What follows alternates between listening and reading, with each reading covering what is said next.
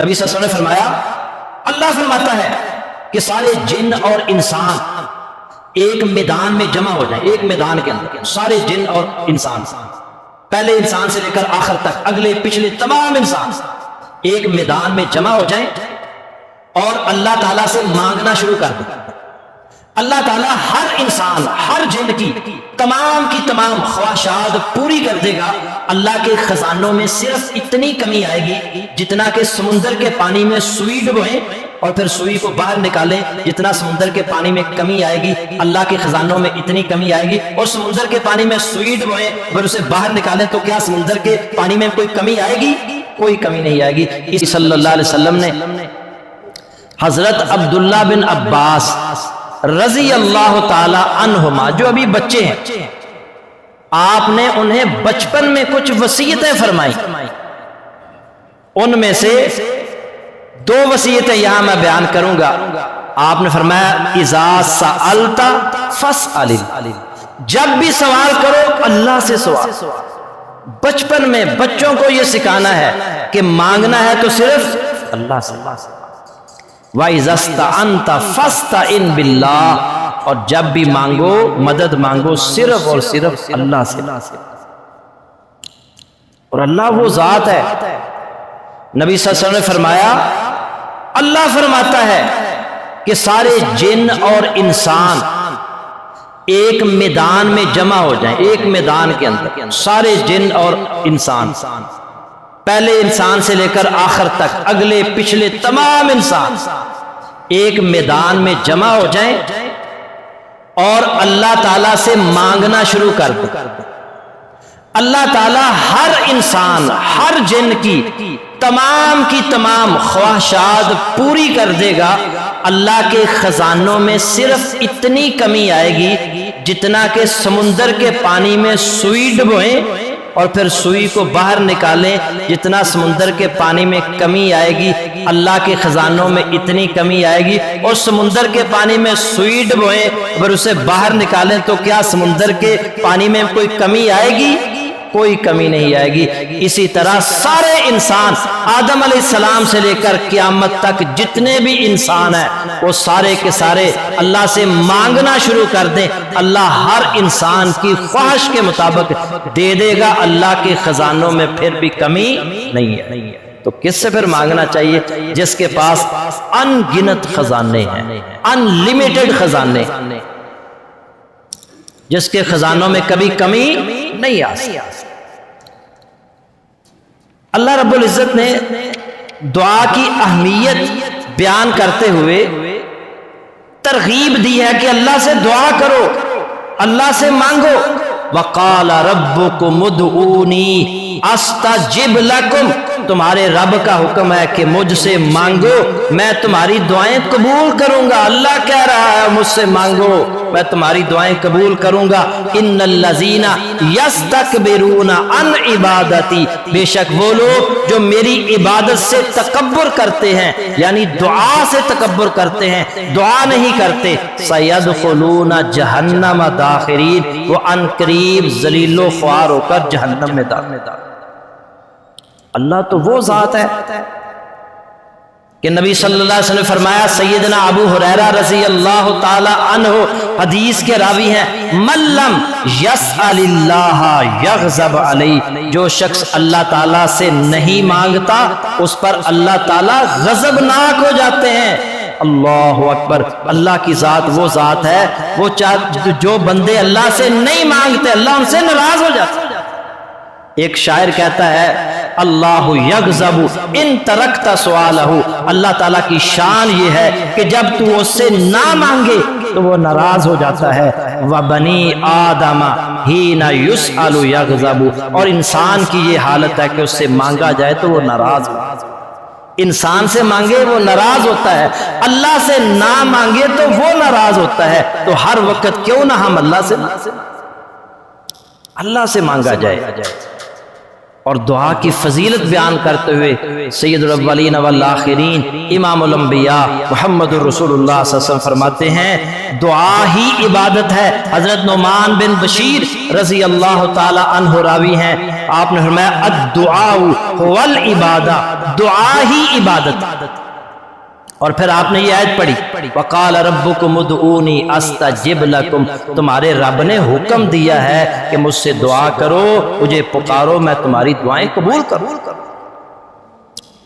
یہ کیوں کہا کہ دعا ہی عبادت ہے؟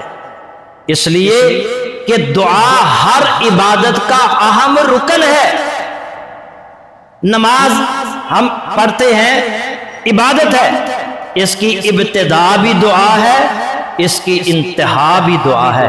ابتدا میں ہم کہتے ہیں الحمدللہ رب العالمین الرحمن الرحیم مالک یوم الدین ایاک نعبد و ایاک نستعین اہدنا الصراط المستقیم صراط الذین انعمت علیہم غیر المغضوب علیہم ولا الضالین، یہ بھی دعا ہے۔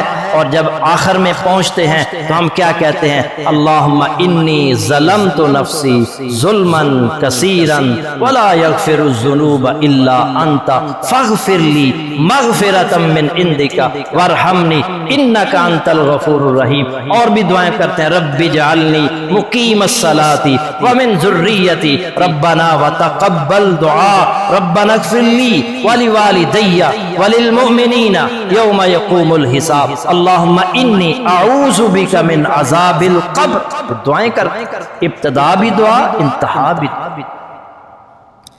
دعا ہر عبادت کا اہم رکن ہے۔ اور اللہ کے نبی صلی اللہ علیہ وسلم نے اخیر بات کر، آپ نے فرمایا سلمان فارسی رضی اللہ تعالی عنہ حدیث کے راوی ہیں لا يرد القضاء الا الدعاء، تقدیر کو کوئی چیز نہیں بدل سکتی سوائے دعا کے۔ دعا جو ہے یہ تقدیر کو بھی بدل، اللہ نے اتنی طاقت اس کے اندر رکھی ہے کہ دعا سے تقدیر بھی بدل۔ کتنے ہی ایسے لوگ ہیں مصائب آتے ہیں، مشکلات آتی ہیں، اللہ کو پکارتے ہیں، اللہ سے دعا کرتے ہیں، اللہ مصائب اور مشکلات دور کر دیتا ہے۔ کتنے ہی بے اولاد ہیں، اور بعض اوقات ایسے بھی لوگوں سے ملاقات ہوئی ہے وہ کہتے ہیں کہ ڈاکٹر کہتا تھا تیرے ہاں اولاد نہیں ہوگی، اللہ کو پکارا، اللہ سے دعا کی، اللہ نے دعا جو ہے اس دعا کی بدولت جو ہے وہ اولاد جیسی نعمت سے نوازا۔ کئی ایسے لوگ ہیں ضرورت مند ہوتے ہیں، حاجت مند ہوتے ہیں، فقر و فاقہ کا شکار ہوتے ہیں، اللہ سے دعا کرتے ہیں، اللہ ان کا فقر و فاقہ دور کر دیتا ہے۔ تو یہ تقدیر جو ہوتی ہے اس کو بھی دعا ٹال دیتی، رد کر دیتی۔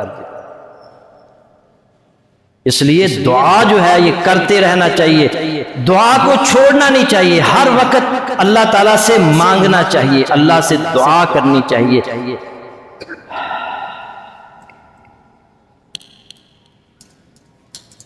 قرآن مجید میں بھی اللہ نے فرمایا، دیکھیں نا اللہ تعالیٰ نے جہاں یہ لکھا ہے نا کہ اس بندے کو بیماری آئے گی، تقدیر میں لکھا ہے، وہاں یہ بھی لکھا ہے کہ یہ دعا کرے گا تو اللہ اس کی بیماری دور کر۔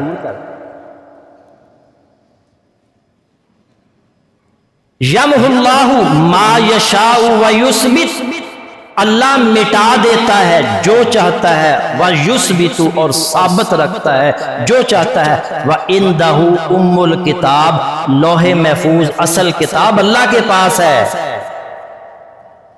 دعا جو ہے تقدیر کو بھی ٹال، اس لیے دعا کرتے رہنا چاہیے، اللہ سے مانگتے رہنا چاہیے، اللہ سے دعائیں کرتے رہنا چاہیے۔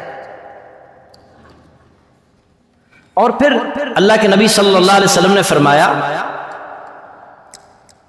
ترمذی کے اندر حدیث ہے، ان الدعاء ينفع مما نزل ومما لم ينزل، بے شک دعا ان آزمائشوں میں بھی نفع بخش ہوتی ہے جو آ چکی ہوتی ہیں اور ان میں بھی جو ابھی نہیں آئی ہوتی۔ فَعَلَيْكُمْ عِبَادَ اللَّهِ بِالدُّعَاء، اے اللہ کے بندو تم دعا ضرور کیا کرو۔ جو آزمائشیں انسان پر آ چکی ہوتی ہیں، دعا کی بدولت اللہ انسان کو صبر اور برداشت کی توفیق عطا فرما، اور دعا کی بدولت آنے والی مصیبتیں، بیماریاں، تکلیفیں، حادثات اللہ دور کر دیتا ہے۔ اس لیے دعائیں کرنی چاہیے، اللہ کو پکارنا چاہیے۔ اور ایک حدیث میں آتا ہے، نبی صلی اللہ علیہ وسلم فرمایا، اور مومن جو ہوتا ہے نا، اس کی دعا تو قبول ہوتی ہے، اور اس کی قبولیت کی 3 صورتیں ہیں۔ ہر دعا مومن کی قبول ہوتی ہے، مگر اس کی قبولیت کی 3 صورتیں ہیں۔ الا آتاہ احدی ثلاث، اللہ تعالیٰ اسے 3 میں سے ایک چیز ضرور عطا کرتا ہے۔ اما ان یعجل لہ دعوتہ، اس کی دعا جلدی قبول کر لیتا ہے، جو وہ مانگ رہا ہے اللہ اسے عطا کر دیتا ہے۔ یہ ایک صورت۔